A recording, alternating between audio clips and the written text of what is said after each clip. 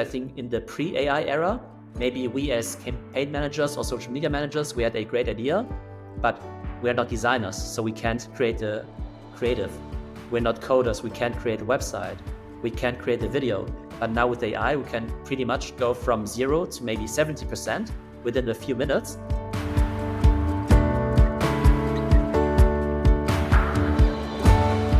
There's so many memes around how social media managers are super burnt out and how they spend hours of their life creating reels that then glitch and then they have to start all over again. And it's become this kind of funny narrative that social media managers are constantly online and burned out. And I think from a well-being perspective and actually an overall employee satisfaction perspective, AI actually reduces so much of that manual labor that leads to that burnout. So things like repurposing content, for example. So you take a podcast, transcribe it, turn it into a LinkedIn post, they don't have to do that manually anymore. With generative AI, which is the trend of the year, you can create content a lot faster, at a higher quality.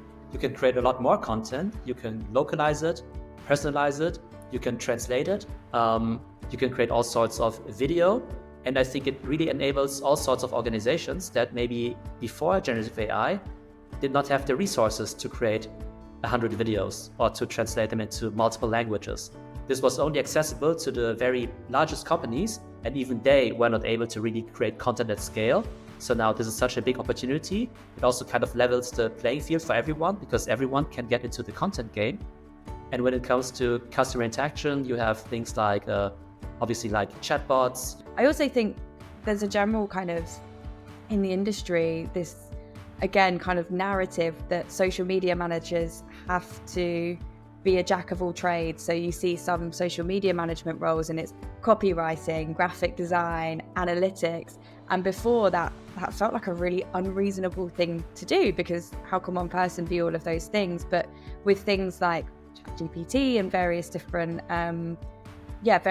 AI tools now, someone who doesn't come from a copywriting background can still be supported with that. And where before, someone may have had to proofread a blog or a piece of content, AI now allows for that.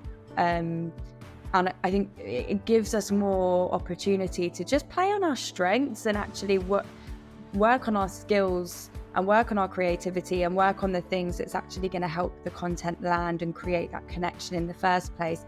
And it's not even about saving any money. I think it's just about the speed of iteration. It's about not needing to have agencies pitch to us and wait for 5 weeks until we get one concept back, and that then they will have to iterate on again.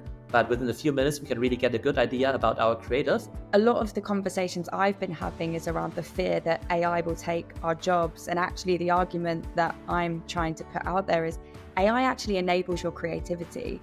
But I think it's not really about AI doing things, comparing what AI can do with what humans can do, but what does it enable that humans could never do?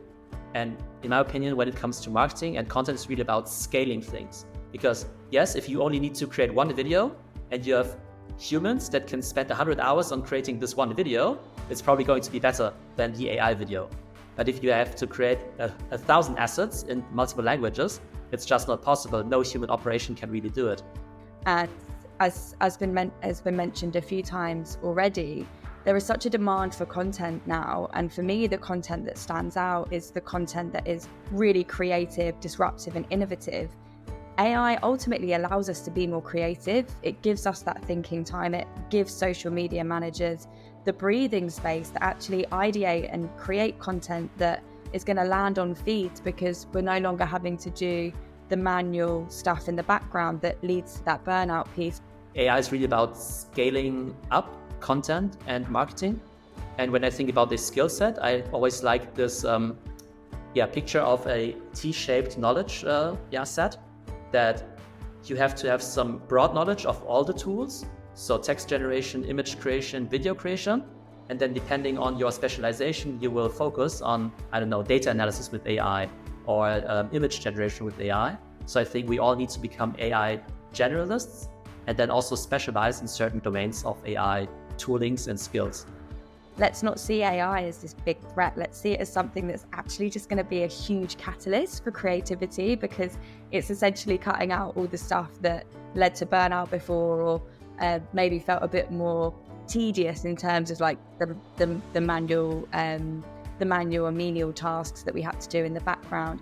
And I also think, just from a content workflow perspective, the automation and everything that comes with that, it just kind of gives us more opportunity to just think big, be more creative. So yeah, I think it actually allows us to play on our strengths and support us in the areas that historically were quite challenging and time consuming.